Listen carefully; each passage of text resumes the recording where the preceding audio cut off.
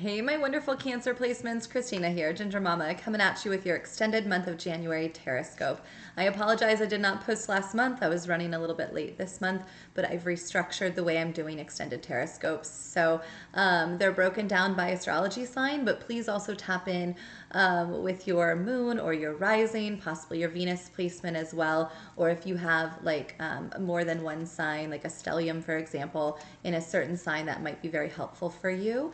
And if you're in a current connection or a certain family member or friend or lover you're curious about, maybe watch their sign and get an idea of where their energy might be this month, okay? Cancers, how you doing? Okay, that full moon in Cancer we had on the 6th, like, did you feel that? Did you feel that? What was coming in as I was channeling for you before we dive further into the astrology and the tarot was actually like the image of a cat lady. Okay, like cats everywhere, like maybe someone at home, or like you're just like really into your animals right now, whatever that might be for you.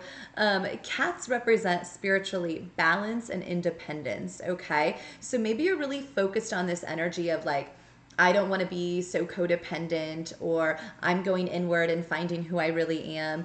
And this Cancer full moon might have really pulled you into some of that energy of balance, independence, of self-reflection, pulled up some emotions for you that you were just like, I don't know, what is this? And so maybe you were kind of hiding out, like, you know, petting your animals or something. And hey, nothing wrong with that. We love animals. That's what they're, you know, they're there for us in that way. So some other interesting astrology happening this month. We had Venus enter Cancer, or enter Aquarius, excuse me, on the 2nd, and she will remain there till the 26th. Venus is the Cancer of love, the planet, the Cancer. I keep saying that. Cancer, Cancer, Cancer. I know, I'm speaking to Cancers here. I'm getting tongue-tied. But Venus is the planet of love and money.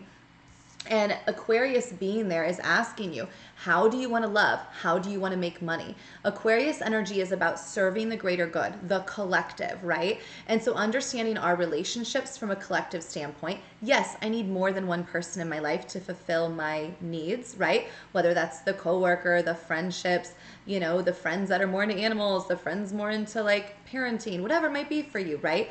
But then I also have lovers or partners. And what do I want that to look like? What is my desire here, right? Do I want multiple lovers, or do I want to focus on one? I'm not playing around. This is the kind of energy here, right? Like with that Venus and Aquarius, it's like, what do you want? Whatever it is you desire, you own it and you take accountability for it. And you request your partners do the same, right? So if someone doesn't want to commit to you or really go all in with you, then you're saying, okay, I don't feel this, I don't want this. Or if you're someone that's like, no, I want an open dynamic, then you're committing to that. You're saying, this is what I want, and you're no different than the other person over here. I treat you all the same.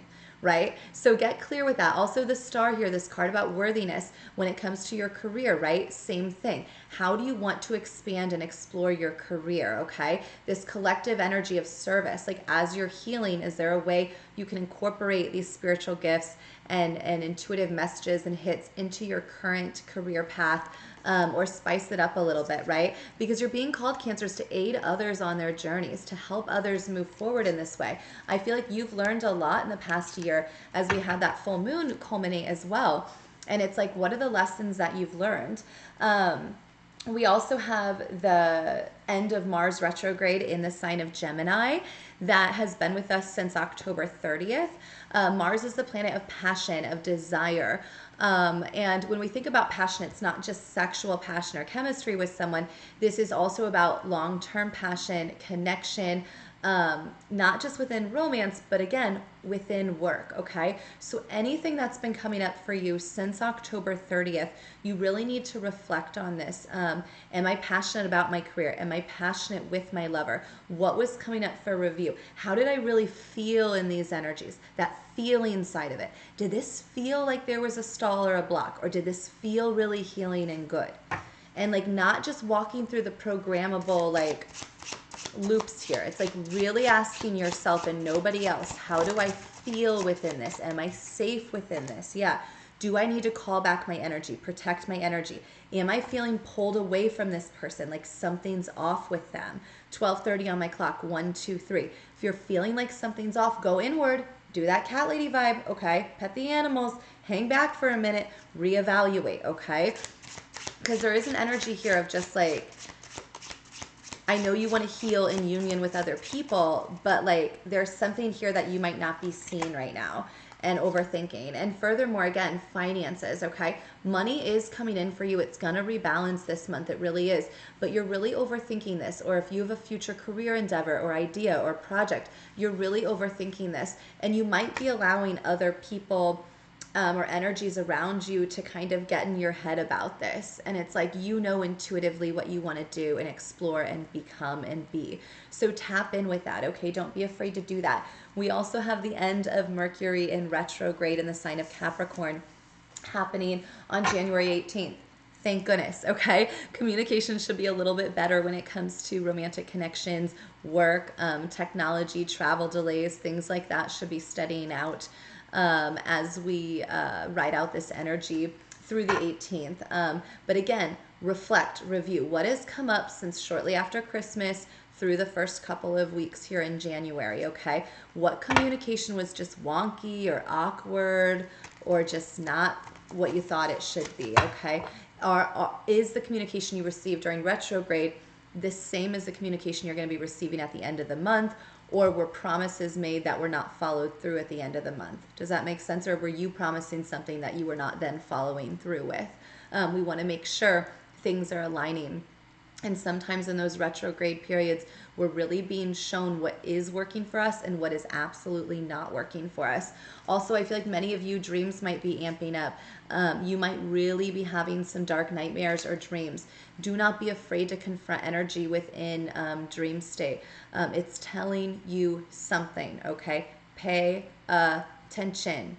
I know oftentimes we don't want to believe it, but I'm telling you, I work with clients all the time. If you're having repeated dreams that they're cheating on you or lying to you, or repeated dreams with a certain symbol in it, right? Like a snake or an elevator, things like that, start to look this up. Start to dive deeper. Is it daylight? Is it darkness? Is it consciously something I know, or is this a secret I do not fully know, but somewhere within my intuition I do?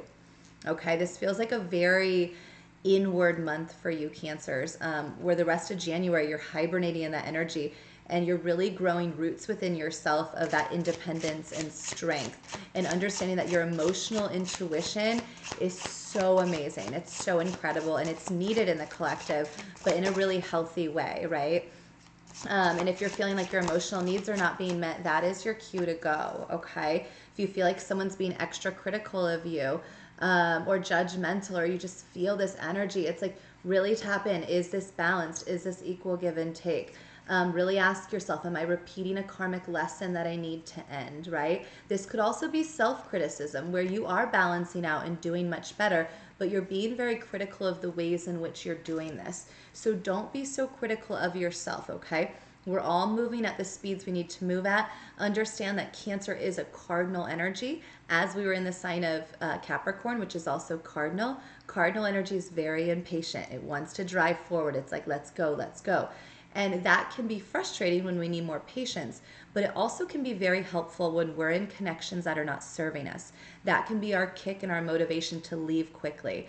And so I feel that energy for you of, if something's working right now and you really feel called towards it, close out the other cycles in a healthy way, speak the truth, set the boundaries, and go towards what you want and what you know is for you. But if something is stalled out and making you second guess. Do you know what I mean? Like, it just feels like this energy, 1, 2, 3, 4. Again, this 1, 2, 3 energy, this 3, 2, 1 countdown of like, you got to make a choice.